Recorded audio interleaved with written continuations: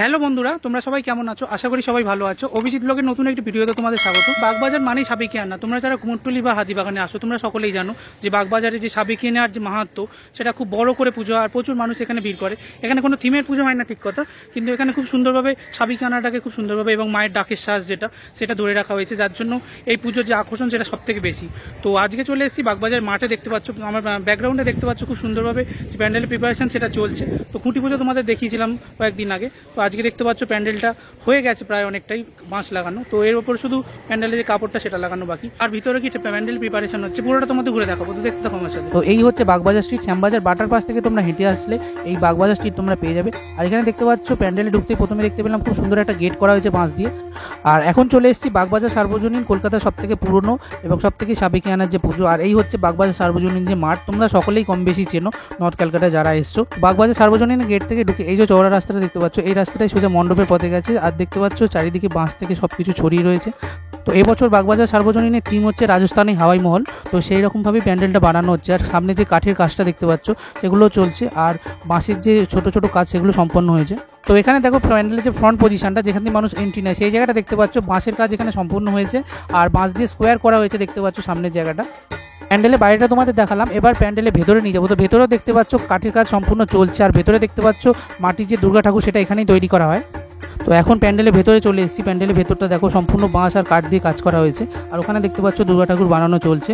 আর এই যে গোল স্ট্রাকচারটা দেখতে পাচ্ছ চারদিকে স্কোয়ার করা। তো ওপরে যে আলোকসজ্জা থাকে, ঝাড়বাতি, যেটা বাগবাজারের যেটা মূল আকর্ষণ, সেই ঝাড়বাতিটা এইখানে বানানো হচ্ছে। আর এই যে ঝাড়বাতির যে স্ট্রাকচারটা করা হয়েছে, তো সেটা সম্পূর্ণভাবে এই ওপরের দিকটা লাগানো হবে। তো দেখতে পাচ্ছ বাঁশের কাজ চারিদিকে চলছে। আর এখানে দেখতে পাচ্ছ প্যান্ডেলে মাঝে মাঝে কাপড় বাঁধা। তো এইগুলো স্ট্রাকচারগুলো যাতে ঠিকঠাক ধরে থাকে সেই জন্য এইগুলো করা হয়েছে। আর প্যান্ডেলটা দেখতে পাচ্ছ পুরো বাঁশের কাজই হয়েছে, আর অন্য কাজ এখনো হয়নি।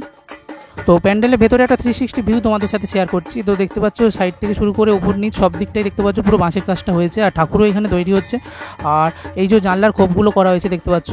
আর এদিকে বাঁশের কাজ উপরে দেখতে পাচ্ছ কমপ্লিট করা হয়েছে। তো এরপর ঝাড়বাতি এখানে টাঙানো হবে। তো খুব সুন্দরভাবে ঠাকুর তৈরি হচ্ছে, দারুণ দেখতে লাগছে জিনিসটা পুরো। তো নর্থ ক্যালকাটার সব থেকে পুরনো পুজো বাগবাজার মানে এখানে সাবেকিয়ানা ছোঁয়া থাকবে। আর এখানে মা দুর্গাকে প্যান্ডেলের মধ্যেই তৈরি করা হয়। তো এই জায়গাটা দেখতে পাচ্ছ খড় বাঁধা হয়ে গেছে এবং ঠাকুরের দেখতে পাচ্ছ একটা কাঠামো তৈরি করা হয়ে গেছে।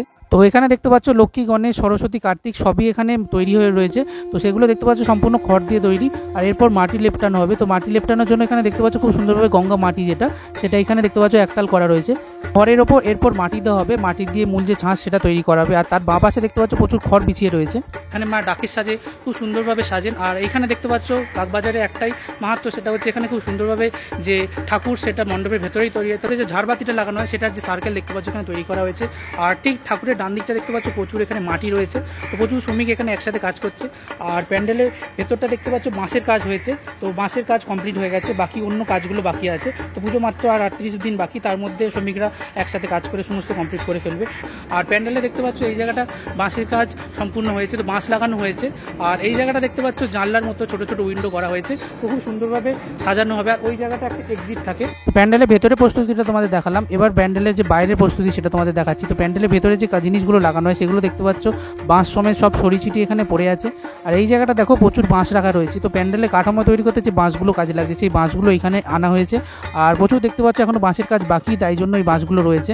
তো ভেতরে তোমাদের যে ঝাড়বাতি স্ট্রাকচারটা দেখালাম সেগুলোর আশেপাশে লাগানোর জন্য এই কাঠের দেখতে পাচ্ছ ব্লকগুলো তৈরি করা হয়েছে। আর তোমাদের আর একটু প্যান্ডেলের ডান দিকটা তোমাদের দেখালে বুঝতে পারবে, এখানে দেখতে পাচ্ছ প্রচুর এখানে যে কাঠের যে ফ্রেমগুলো সেগুলো দেখতে পাচ্ছ তৈরি হয়ে রয়েছে। তো মাঠে দেখতে পাচ্ছ চারিদিকে সমস্ত সব ছড়িয়ে ছিটিয়ে রয়েছে। আর পুরো রাস্তাটা দেখলেই বুঝতে পারবে এখানে যে এখানে সমস্ত কাঠের কাজ চলছে। তো পুজো যেহেতু আর বেশি দিন বাকি নেই, জোর কদমে চলছে। আর প্যান্ডেলের ঠিক ডান দিকে দেখতে পাচ্ছ একটি ঘর মতো করা হয়েছে। তো এই ঘরটার এই দিকটাই প্রচুর শ্রমিকরা থেকে এখানে কাজ করছেন। তো এইখানটা দেখো ষষ্ঠভুজ টাইপের প্যান্ডেলের ভেতরে এবং বাইরে লাগানোর জন্য খুব সুন্দর দেখতে পাচ্ছ একটা স্ট্রাকচার তৈরি করা রয়েছে। আর ডান দিকে দেখতে পাচ্ছ ট্রলির ওপরে দুখানা একই তৈরি করা রয়েছে। আর প্যান্ডেলের ঠিক ডান দিকটা দেখো একটা ছাউনি বা ঘর মতো তৈরি করা হয়েছে। তো শ্রমিকরা এখানে থেকে কাজ করছেন। আর প্রচুর কাঠের জিনিস দেখতে পাচ্ছ এখানে ছড়িয়ে ছিটিয়ে আছে। তো একটু ভেতরে নিয়ে গেলে তোমাদের দেখাবো, বুঝতে পারবে। দেখতে পাচ্ছ এখানে জোর কদমে কাজ চলছে যাতে একদম মহালয়ের আগে কাজটা শেষ করা যায়। তো প্রচুর কাঠ কাঠের এখানে ছড়িয়ে আছে দেখতে পাচ্ছ। এখানেও অনেকগুলো স্ট্রাকচার তৈরি হয়ে আছে প্যান্ডেলের জন্য। আর এইখানটা দেখো দুখানা স্ট্রাকচার তৈরি হয়েছে, আরও দুখানা ওইদিকে রয়েছে। তো বাঁশের কিছু স্ট্রাকচার রয়েছে যেগুলো খুঁটি পুজোর দিন তোমাদের দেখিয়েছিলাম, এই জায়গাটা খুঁটি পুজো হয়েছিল, তো সেই জায়গাটা দেখতে পাচ্ছ খুব সুন্দরভাবে এগুলো তৈরি রয়েছে। প্যান্ডেলের ঠিক বাম পাশে দেখতে পাচ্ছ এখানে খুব সুন্দর একটি বড় মাঠ রয়েছে। তো পুজোর সময় মাঠটাকে খুব সুন্দরভাবে সাজানো হয় আর এখানে মেলার আয়োজন করা হয়।